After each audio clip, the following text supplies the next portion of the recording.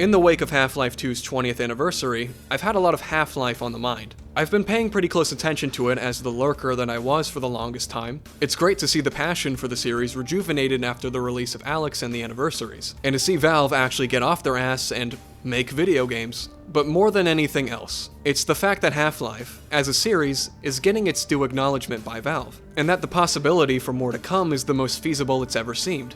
More people playing Half-Life games for the first time is all I've ever wanted. People are rightfully excited for the potential return of Gordon Freeman, but he's not the only protagonist of the franchise, because many fans are waiting for the return and acknowledgement of the other Gold Source protagonist, Adrian Shepard. We often forget, but Half-Life 1 wasn't one singular title. It was a network of expansions, all doing different things when it comes to their gameplay, art, and stories, both multiplayer and single player. The two single-player expansions made by Gearbox are heralded as some of the best expansion packs ever made. Now, the term expansion pack is not a term used at all anymore, and would likely just fall under what we typically refer to as DLC, but I get it. They existed at a very specific point of time and filled their niche very well, and I think many smaller experiences often get overlooked. Their accomplishments, many of which might be better than the base game, aren't often acknowledged. Over the passing year, there's been a greater effort to acknowledge these often forgotten Half-Life titles. The greater look into the Black Mesa setting and the experiences of others during the Resonance Cascade, especially with Half-Life's most overlooked expansion,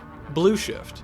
Both Blue Shift and Opposing Force, in my eyes and the eyes of many other fans, are just okay. I won't lie, I may upset you with this video, but I'm not being a contrarian, I'm not here to try and attention seek, or say that these games are secretly bad for YouTube views. These games are okay. That means they are good. Not amazing, but I don't think they're bad, so calm down. What I am attempting to do with this video is steer the conversation around these games back on track, so to speak. When it comes to Blue Shift and the Gearbox games, I think there's a lot to be appreciated. Things that are often overlooked by even the fans of the Gearbox games. But there's been this narrative floating around that Blue Shift is this super underrated masterpiece that's flown under the radar, and only true heckin' cool base awesome sauce epic bacon sads understand. This guy is in his 30s, by the way. Look, you're not a bad person if you suffer psychosis. Years without a new Half-Life game can do horrible things to your brain. But there's been this conversation floating around that the Gearbox games, mainly Opposing Force, are actually better than Half-Life 1, which is pretty shocking and confusing to hear. I wasn't alive when these games came out. I first played the Half-Life series in early high school, and coming from the experience of someone from the generation that was born after, I thought Half-Life 1 was amazing, and the Gearbox games were merely adequate. But the Gearbox games have been calcified as the greatest expansion packs of all time by the generation that grew up with them, especially Opposing Force. And it's like, damn, really? They're that good to you? Better than Half-Life 1? Greatest expansion packs of all time? I definitely think there's better. Once again, it's not that I think the Gearbox games are bad or anything like that. I just don't think these games have ever really gotten the proper critique they deserve, other than jokes about Randy Pitchford being greasy. You can call me a zoomer and say that I just don't understand them because I didn't live through the 90s, even though I played them many times over like everyone else, and I have to once again state that I do not think they are bad. But when I hear the idea of something like Opposing Force being better than base Half-Life 1, I kind of feel like maybe we've lost the plot. Just more weird circle jerk clouding actual games discussion. And I wonder how much of that has to do with like Gen X nostalgia, if that makes any sense. Whenever I do a full Half-Life playthrough, I always make sure to include the Gearbox games. Not because I particularly love them, but more so out of obligation, if that makes sense. But as of recently, I've been pretty okay just disregarding them on my subsequent Half-Life playthroughs. And so have Valve. But why is that? Why do I find these games to not be up to par with the official Valve stuff? What's my fucking bone to pick here? Well, to explain that, I think we should start with Gearbox's first Half-Life expansion.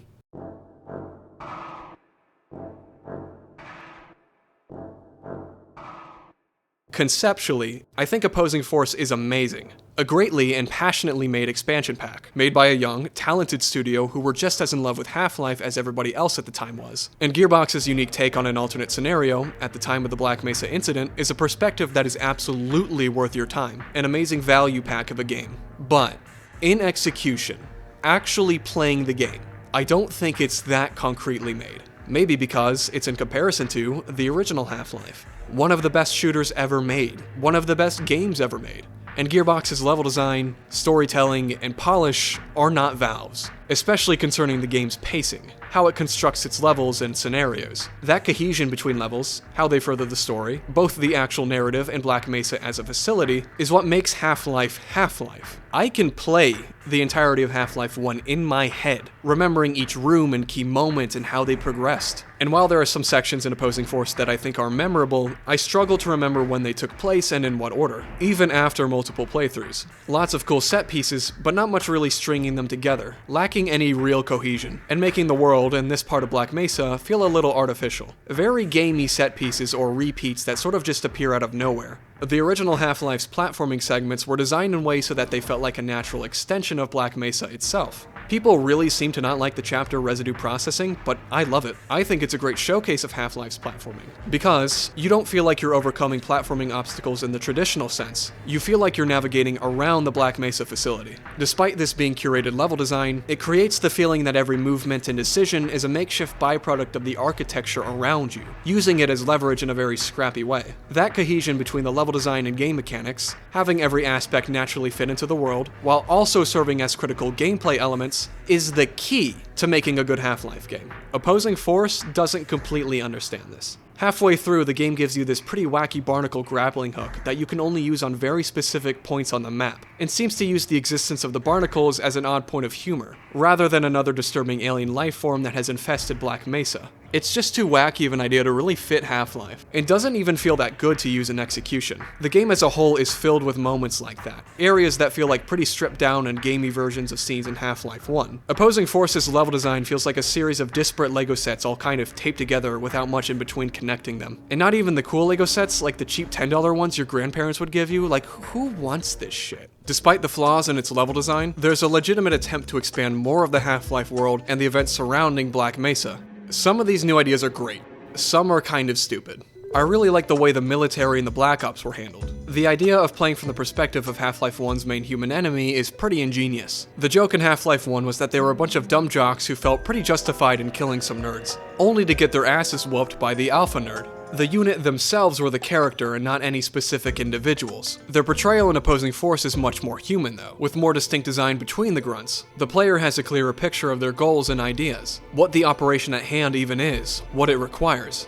A greater sense of camaraderie and power between you and your AI partners, who in Half-Life 1 were of pretty scarce use. The meathead jock dynamic still exists in this game, but there's a greater acknowledgement that these guys are also victims of a much larger conspiracy, and that there aren't really any heroes at the end of it all, just a bunch of employees. The introduction of the Black Ops only adds just another layer to it all, giving you a replacement human enemy to shoot at that's actually more evil than either faction from Half-Life 1, adding more to Half-Life 1's cynical world and its themes of bureaucracy and mismanagement and conspiracy. Gives you more opportunity to fight the female ops as well, who were pretty underutilized in the main game of Half-Life 1. On the other hand though, Race X feels incredibly contrived. I know that people really like Race X because they're kinda cool, and admittedly they are kinda cool, but the idea that there also happened to be a second, completely separate alien race that also invaded at the exact same time that no one else saw is a little goofy, and maybe takes away from the importance of the Zen species and their invasion. Their revenge. Given that a major plot twist in Half-Life 1 was that Black Mesa had already discovered and began experimenting on the alien species before the invasion. But now suddenly, and randomly, this completely different species just shows up and does nothing of importance. The technology just wasn't really there to give Race X a more concrete look and feel outside of more aliens. So it's a little obvious that they're just reskin Half-Life 1 AI with way too much goddamn health. Not super fun to fight, and nowhere near as elegantly designed as the Vortigons. Gnomes are also not particularly scary or interesting either. Like, what if the slow, creepy enemy was really big and ran at you? Wow.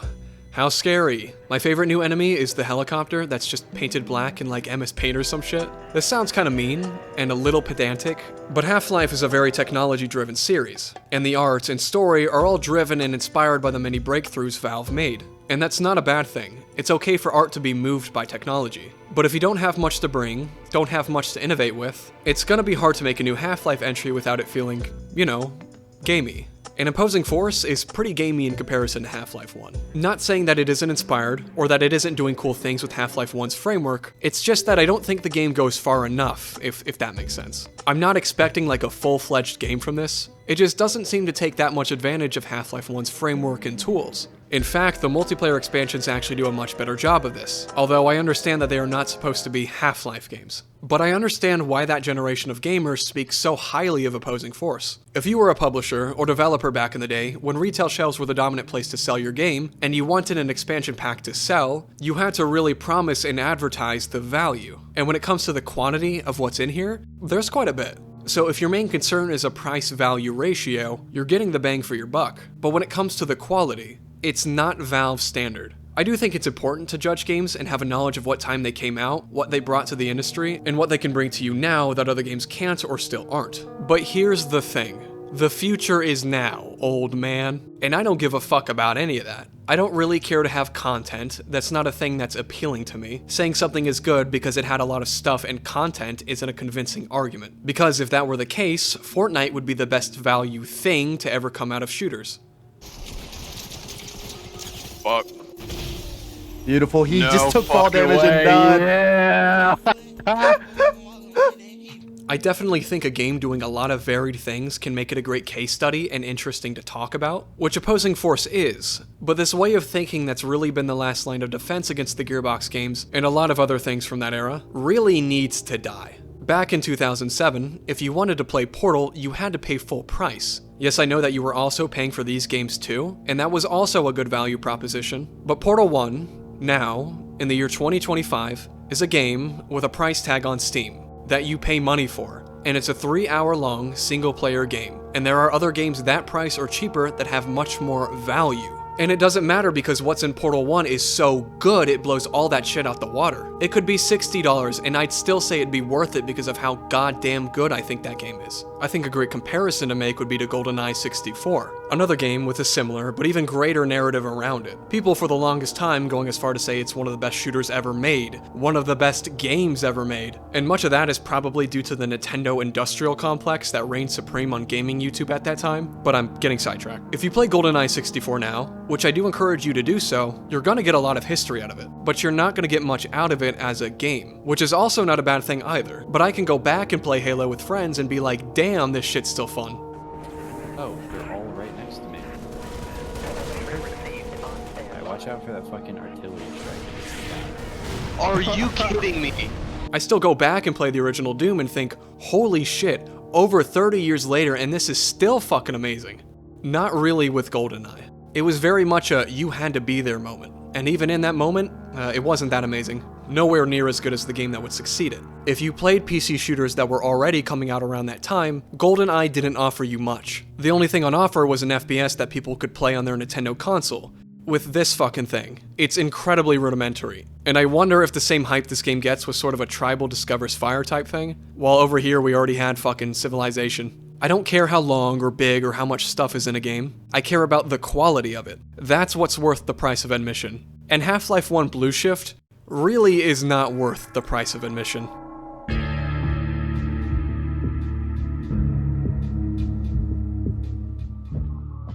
Admittedly, I'm gonna feel kinda bad knocking on this one, because it was not supposed to be a full-priced expansion. It was originally bonus content for the cancelled Dreamcast port of Half-Life, and when that project got canned, Gearbox didn't want to throw out the work that they made. So, they salvaged what they had, finished what they had, and put what little they had saved out on store shelves. Knowing all of that, it gives you an understanding of what this game is supposed to be in relation to Half-Life 1. Kind of like an RE4 Separate Ways type deal. And while it's nice to know that Blue Shift was nothing but good intentions, it doesn't really make the game that fun to play. Now, it's not like this game didn't bring anything new. It was the game that introduced the HD models. Not exclusive to Blue Shift, you can access them on any Gold Source Half-Life now, but you do have Blue Shift to thank for their inclusion.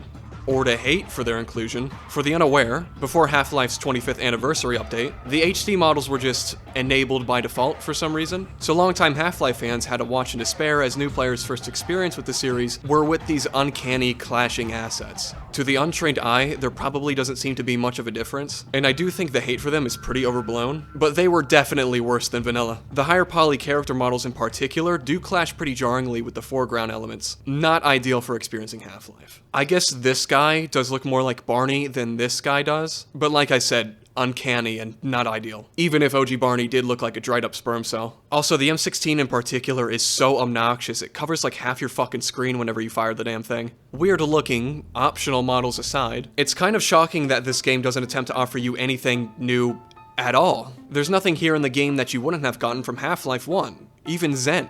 No new weapons, no returning weapons from opposing force that would have fit pretty perfectly. No new music, just Dr. Rosenberg.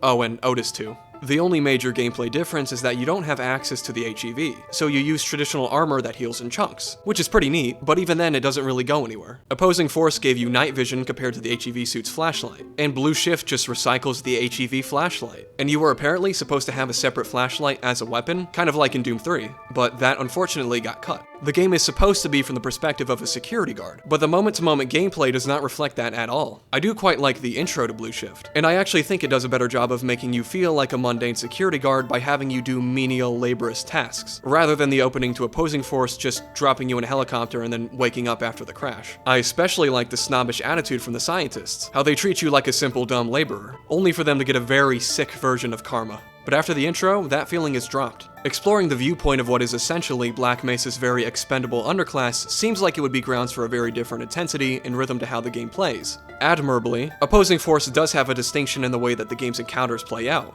I don't think they play out super well, but I still admire it. But this is Gearbox. That's not what you're getting in Blue Shift. Even if this was a finished product, nothing about the level design in this or Opposing Force would lead me to believe that this game wouldn't be anything other than bog standard 90s shooter design. You play as a security guard, and those guys really aren't the most equipped. And I think a more creative developer would understand how to take that viewpoint and create interesting level design and encounters around that premise. Maybe the level design would encourage you to avoid combat more than to engage with it, create more opportunities for stealth, and have a greater scarcity of resources. And I know that's possible because that's basically what the early chapters of Half-Life 1 are. But Blue Shift takes place in these massive arenas where you just effortlessly blow through Marines and aliens. And I'm supposed to be playing as a security guard? One of these fucking dudes? Also kinda shows that the Grunt AI is absolutely not designed for open areas. I know you can make the same argument with Gordon. How is this man just tearing through these Marines and aliens? Isn't he just a scientist? But Half-Life 1 points out multiple times that Gordon is a highly trained professional with combat training and a super genius intellect. Everybody knows who he is, and he kinda just throws the scientist through a loop with how he's made it so far. He's made to be a perfect player insert, same with Adrian. So when that characterization is carried to the canon of Half-Life 2, it's believable. That people would see Gordon this way and talk about him like that. Barney's a freedom fighter in Half-Life 2, but not like Gordon. And I don't think this guy is reflected at all in the gameplay. The actual level design of Blue Shift is adequate. Outside of the Zen sections, I don't think it's bad. Nor do I think it's great. I think this is the most consistent of the Gold Source Half-Lives. There's no major dips or moments that really lag, but that's mainly due to the fact that the game's level design is doing nothing interesting. So there's no real peaks either. I would have liked to see a greater emphasis on puzzle solving rather than combat arenas, as I think that would have reflected the setting better. And I think, taking all of what I said about the Gearbox games into consideration, I kind of understand why they've never been considered canon by Valve, or even taken into consideration when creating future titles. The cancelled Half-Life 2 Episode 4 that was being developed by Arcane Studios would have been this times 10. Why is Adrian Shepard here in Ravenholm with Father Grigori? Why does this character in specific need to be in this tiny location to tell this story? Who cares? It's Adrian Shepard! Yay!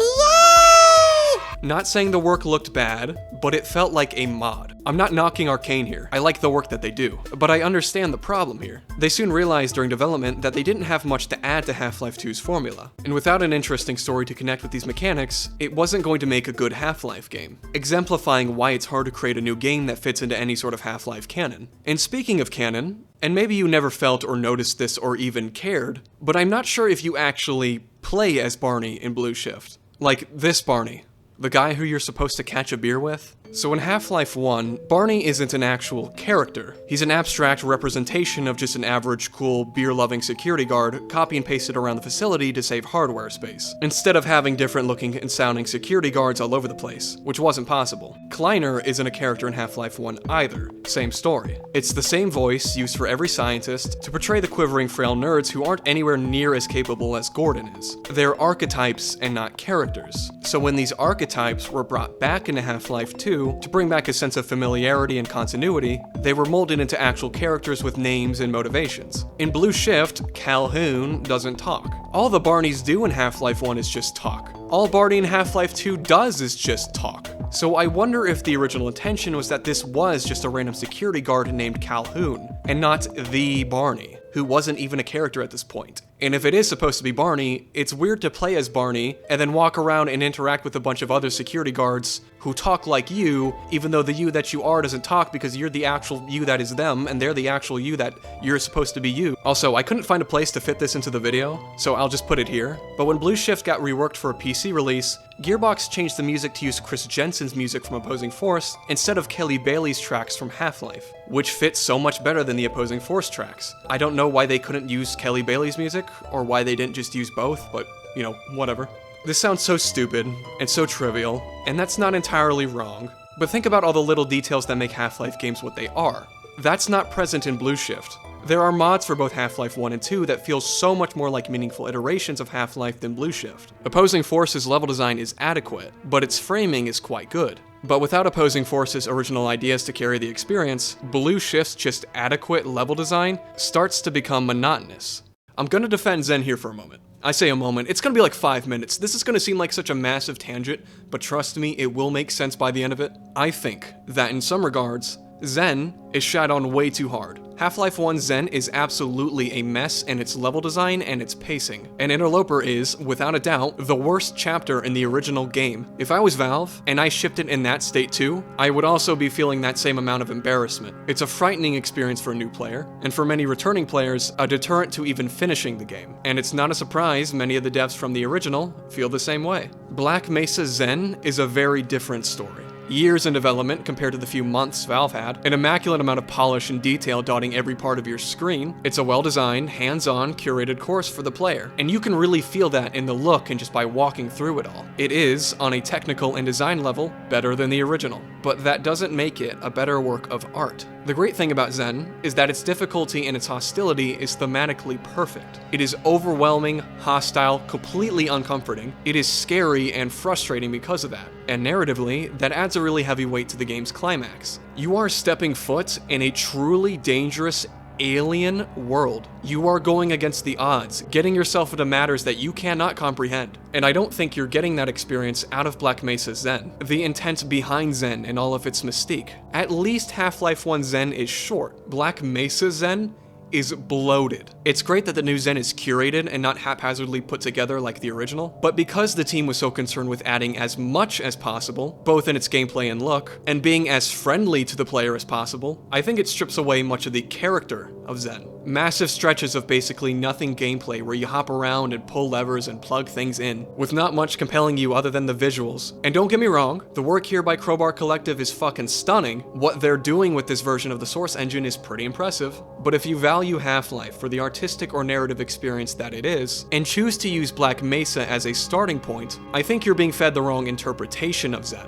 Zen in the original is the border world between dimensions, where the Zen creatures take refuge after being hunted down by the Combine. They're just as much alien to that place as you are, only they're just more acclaimed to it. It's a sparse, barren wasteland with only hints of life and flora scattered around all over the place. It's thin and quiet, and not a massive, lush space ocean like how it's presented in the remake. And the entire tone is just off, especially the soundtrack.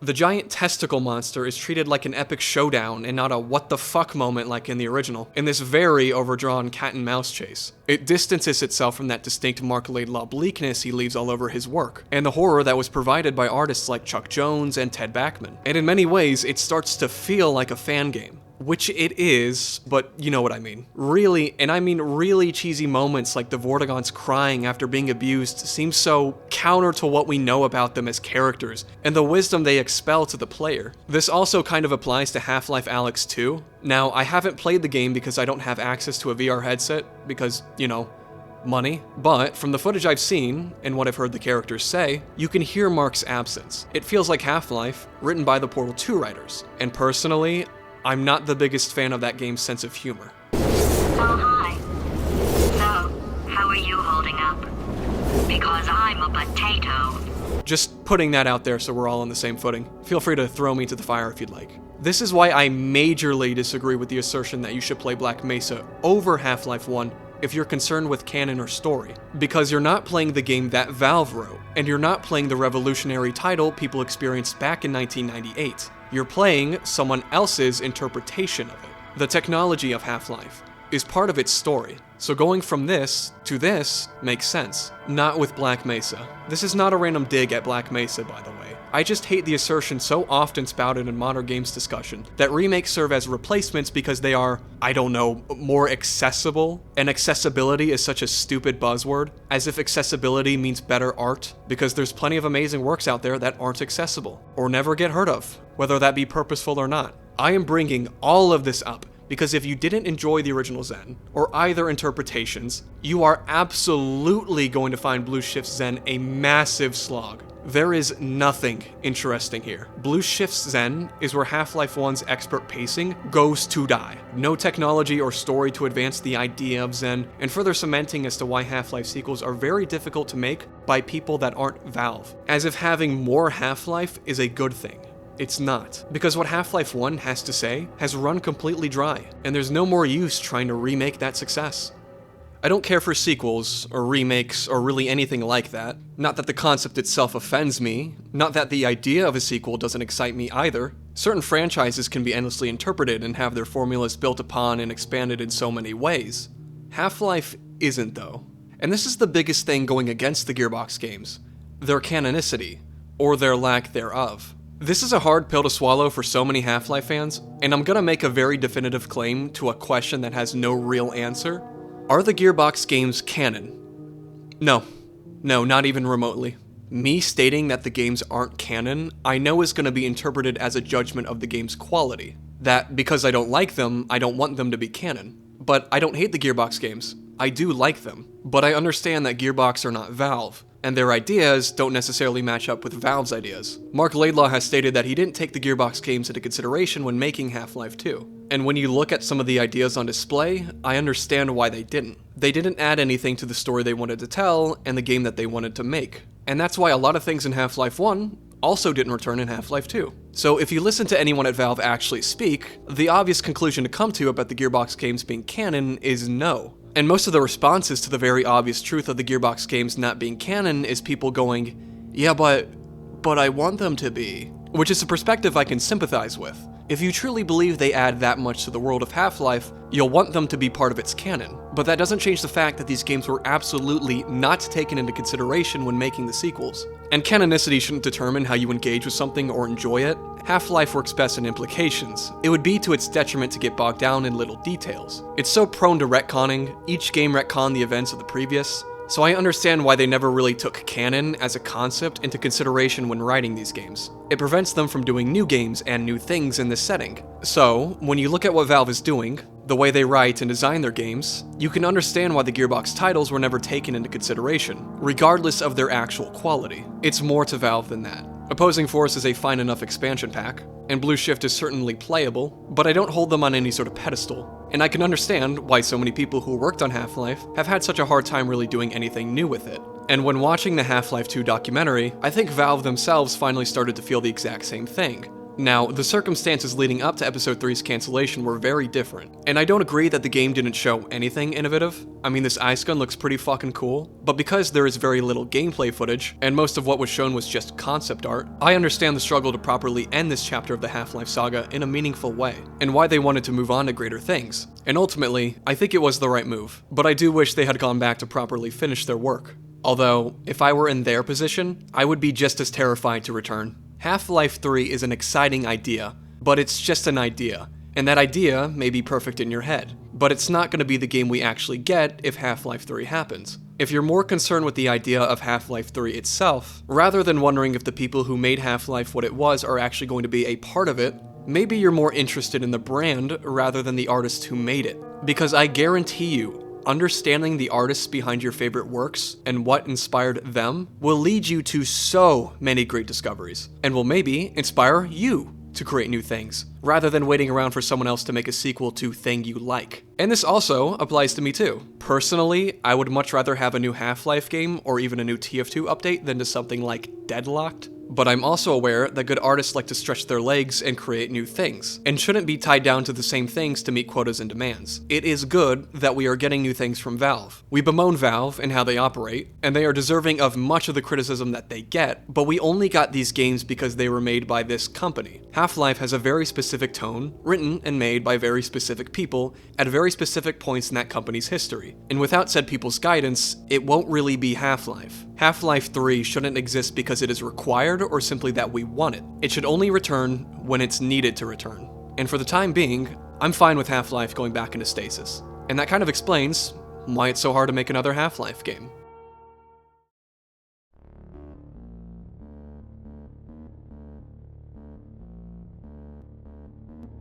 You're probably wondering, well, what do you think about the episodes? I mean, surely you should be just as hard on those. But no, actually, I think the episodes are fantastic. Half-Life 2 didn't end definitively. There were many characters and plot lines that still needed continuation and further development. And there was so much left on the cutting room floor that Valve could re-implement in a future title. So much more you could do with that game's mechanics and engine with these stories and characters. And so, the episode served as a perfect continuation and iteration of Half-Life 2, and let us see more of the characters that we loved, giving us new dynamics and adding more to the setting. That's why the episodes being more of the same actually works more in their favor than the Gearbox games. They are official continuations by Valve, the people who made Half-Life.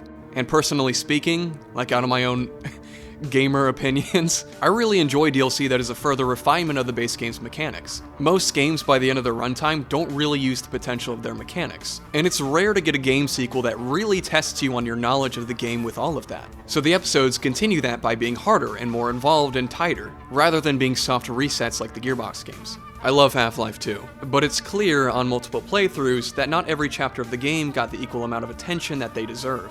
The best chapters, like Highway 17 and especially Ravenholm, feel like Valve was firing on all cylinders. Then I get to a chapter like Follow Freeman and I think, yeah, this maybe needed another art pass or maybe more time, but with the episodes, you actually get a tighter, more polished version of Half-Life 2's mechanics, and no part of those games' art direction is lacking at all. Half-Life 1 was paced and written kinda like a movie, and I always thought Half-Life 2 was paced more like a TV show, which is why the episodic nature of Half-Life 2 fits very well to have DLC and expansions titled as episodes. They can devote more individual time on a smaller scale to make sure that each connecting moment gets the care that it deserves. Now, the model wasn't perfect. Episode 3 never did end up coming out, but I can tell that Valve were onto something. The multiplayer titles that they released that followed alongside the episodes experimented with the continuous and kind of episodic update model. And if you like those games and you like what was coming out around that time, you have the episodes to thank. And because of that, the episodes served their purpose incredibly well. But unfortunately, they couldn't keep up with the incredible pace that Valve was moving at during that time.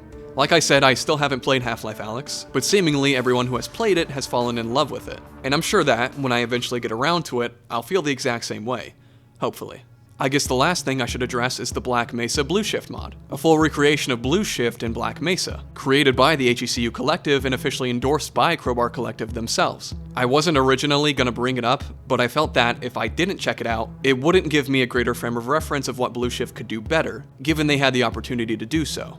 And, after playing the mod myself, I quite liked what they were doing. It's not a major reinvention of Blue Shift's mechanics and framing like I would have done, but it's taking the things that Blue Shift was already doing well and doing them better, adding more to the setting, the character interactions, and your place in Black Mesa as just another lowly security guard. I wanted a game that had more emphasis on puzzle solving as you made your way through the forgotten, seedy underbelly of Black Mesa, and that's kind of what they're doing here, the game requiring greater understanding of the map layouts and your ability to solve them, and Black Mesa's visual style adds more to that feeling, and gives the locations that Barney visits more of an identity, rather than the game feeling like one massive gray hallway like in the original. And I especially like the sense of camaraderie you have with the other security guards and forgotten members of the Black Mesa facility. And even though they don't actually seem to die at all in the scripted sequences, it really does feel like you need all the help that you can get. I still think the game's combat could have steered more towards stealth or survival mechanics, and they kind of do that with your backup, but you're still just kinda effortlessly blowing through Marines and aliens with Black Mesa's acceptable combat. Yeah, if you're like me and you don't like Black Mesa's combat, at least the original Blue Shift can still be more fun with Half-Life's more deathmatch style gunplay. making that game, if you're more concerned with gameplay, a bit more appealing to replay. Regardless of the quality of the new sections, you still have to wrestle with Black Mesa's, everything. Like with Black Mesa, visual clarity is almost non-existent and can make certain puzzles more of a test of obtuse recognition rather than knowledge or how to put the pieces together. But I'd be lying if I said I had no fun deciphering the environments with all their pretty impressive clutter. I mean, you really gotta squint and make out the shape of the environment. And although I praise the better level design, it still suffers from Black Mesa's unnecessary padding and busy work, which was especially annoying to get through when the game kept crashing and giving me errors, which is why I didn't finish the mod. Oh, I did play the mod, just half of it, and then watched the rest on a Let's Play. Black Mesa is already not a super well optimized game, and this mod gave me so many issues, enough for me to say I should probably just play this another time on a better PC, which is why I was okay with not finishing the mod. So sorry if this ruins my journalistic integrity. I do hope this video didn't come off as too harsh. I just wanted to maybe quell some of the discussions I've seen around Half-Life, and maybe, as a result, remind you as to why that original game is so good, why nobody can really seem to top it outside of Valve themselves. And I apologize to the Black Mesa fans for the collateral damage that game took as well. I also like Black Mesa. I actually think it's one of the better remakes, but god, it has a lot of issues, and I definitely do not think it's a replacement for the original. I will talk about that game on its own, eventually. I have much to say. Blue Shift and many of the other Half-Life games not made by Valve are pretty interesting to look at. And I use Blue Shift as my case study in order to show why it isn't so easy to just plop in a character with a crowbar into a room full of crabs and just call it a Half-Life title. It's more than that. Valve knows that, and that's why it took them so damn long to make another one. And I'm very glad they didn't just pump out more Half-Life titles. Valve seems to be in a bit of a renaissance. And while I'm not super impressed with Deadlocked, and especially CS2, hopefully, by the end of it, that momentum will lead us to a brand new, quality Half-Life title. Will we ever see the return of Barney, Adrian, or Gordon? Hard to say. I'm not one for hype. I'm not one to get my hopes up. I'll believe Half-Life 3 when I see it. But hopefully, when they return, it'll be at the right place, at the right time. Good night.